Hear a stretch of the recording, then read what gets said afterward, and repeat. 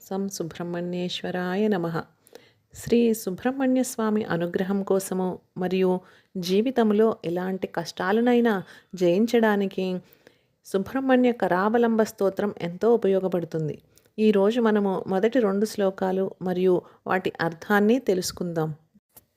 హే స్వామినాథ కరుణాకర దీనబంధో శ్రీ పార్వతీ సముఖ పంకజ పద్మబంధో శ్రీశాదిదేవగణపూజిత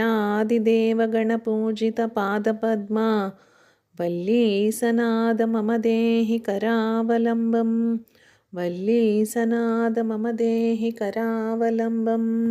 దీని అర్థం ఏమిటంటే, హే స్వామి, అందరికీ ప్రభువైన వాడా, కరుణను కురిపించేవాడా, దీనులకు కష్టాల్లో ఉన్నవారికి బంధువు వంటివాడా, శ్రీ పార్వతీదేవి యొక్క ముఖమనే పద్మానికి సూర్యుని వంటివాడా, శ్రీ మహావిష్ణువు మొదలగు దేవతల చేత పూజింపబడిన పాదపద్మాలు కలవాడా, వల్లీదేవికి నాథుడైనవాడా, దయచేసి నాకు నీ చేతిని అందించి నన్ను రక్షింపుము అని అర్థము. 2వ శ్లోకము. దేవాదిదేవసుత దేవగణాధినాథ దేవేంద్రవంద్య మృదు పంకజ మంజుపాద దేవర్షి నారద మునీంద్ర సుగీత కీర్తే వల్లీసనాద మమ దేహి కరావలంబం వల్లీసనాద మమ దేహి కరావలంబం.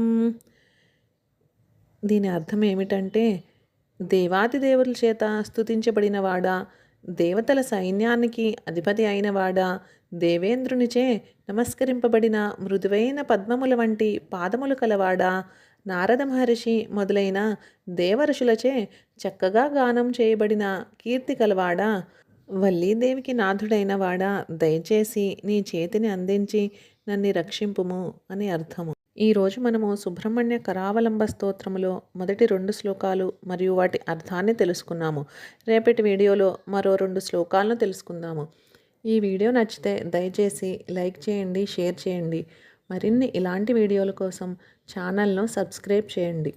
శ్రీ సుబ్రహ్మణ్యేశ్వర స్వామివారి ఆశీస్సులు, అనుగ్రహం మన అందరిపై ఎల్లవేళలా ఉండుగాక.